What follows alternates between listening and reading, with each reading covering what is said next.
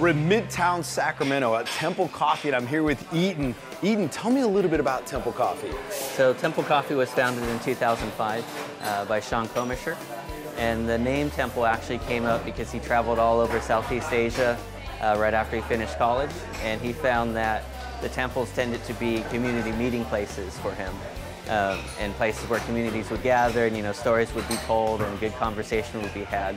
So he decided to use that name for Temple Coffee when he came back and opened his first location. We've got 5 locations now, and one of the things that we really try to do is make each location representative of the community and the people that live around it. Eaton, what is your role here at Temple Coffee? I am the director of coffee. Essentially, I oversee the entire coffee program, from bringing the coffees in from whichever country it may be, to the final preparation in the cup at our cafes. So you're not just selling coffee, you're actually roasting the coffee you're selling. We're actually roasting the coffee that we're selling, and I also travel about 6 to 8 months of the year to coffee producing countries in order to meet farmers and deal directly with them. What countries are you traveling to? All over Central South America. I go to Africa, I go to Kenya, Ethiopia, Uganda. I've been to Indonesia, Sumatra. So you can tell a good coffee bean from a not so good coffee bean? Definitely. I mean, we can tell. I go and coffee is actually the seed of a cherry. So the plant that it grows on looks like it's an evergreen shrub, and it fruits red cherries or yellow cherries, or there's different colors. And the coffee bean is actually the seed of that. So after the fruit is removed from the seed, it's dried and then exported, and then we roast it. So when I'm traveling, I'm looking for plant health, I'm looking for the quality of the cherries that are coming off of the tree, and then also looking at the quality of their sorting methods and preparation of the green coffee, all the way from the beginning to packing and export and import. When you go to a country to select out a bean, how much time will you spend on that research?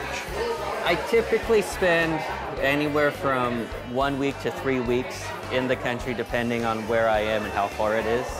Now, do you roast for other houses as now? We do. So we're a roaster retailer. We have about, give or take, about 200 wholesale accounts. Wow. From our 5 locations. In addition to the storefront out here, you also have a roaster attached to this location. We do. Did you want to go see it? I'd love to go see it, yeah.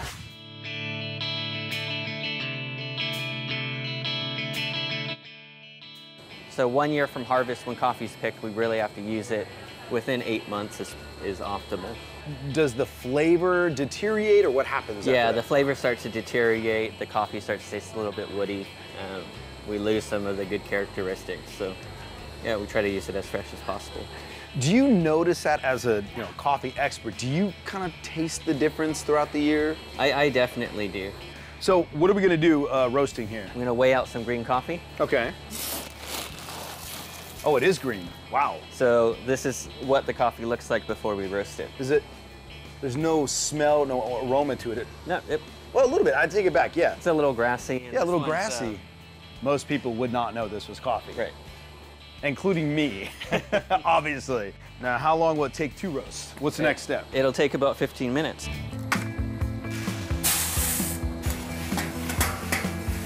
So this is going to go on for about 15 minutes? Yeah, there'll be a few adjustments that I'll do in there. Oh, okay. You can't just walk away? No. You can't go grab a cup of coffee? What is that? So this is called the trier. Oh, the trier. And this is how we actually will watch the progression of the roast. Wow. And also smell the coffee as it's roasting. Still smells kind of the same. Yeah. One of the things we do is, we do specialty coffee. And what specialty coffee really is, it represents the top less than 1% of green coffee exported and imported in the world, right?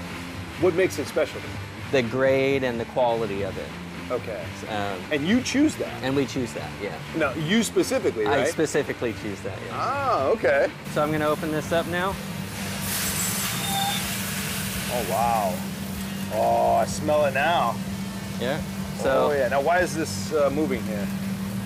The last part, one of the most important parts of the roasting process, is actually how you cool the coffee. So right now we're sucking air through the coffee. We have to get it from about 400. Right now it's out of the roaster is probably about 410 degrees Fahrenheit. We have to get that all the way down to room temperature in less than 4 minutes to preserve the flavor. That's what we started with, right? Yeah. And then that's where we're at now. It's about, what, 20% bigger? Yeah, definitely. Right, in size?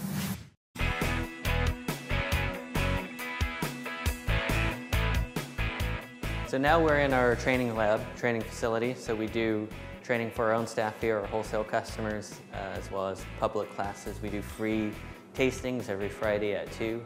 And we have, anything from palate development, why does coffee taste like it does, to how to make espresso at home classes that you can sign up for on our website. So right now we're actually gonna do a formal cupping, as we call it. Formal cupping, yeah. All right. And this is the way coffee professionals evaluate coffee or taste coffee.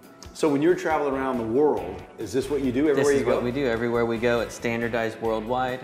And the first thing you're gonna do is pick up a cup. Shake it around a little bit, smell it.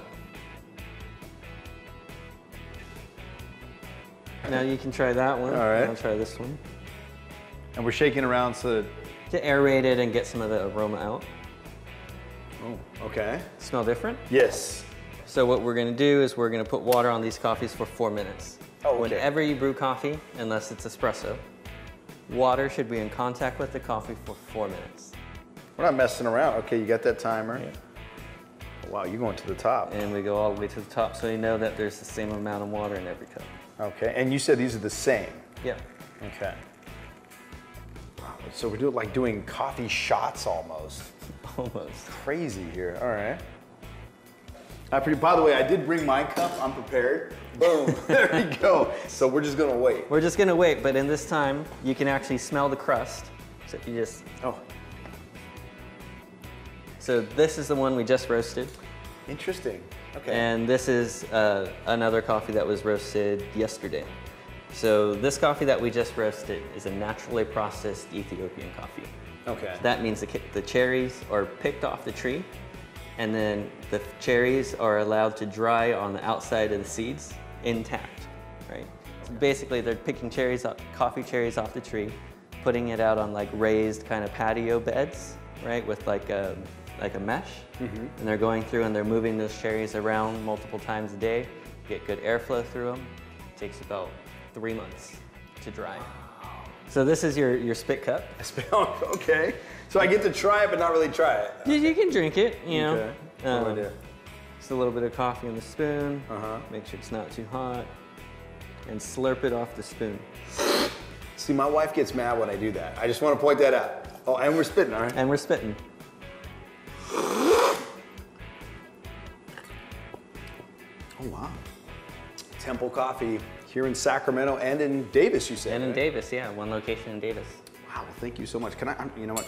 Forget that. I'm just, all right, I'm going in. Go for it. All right.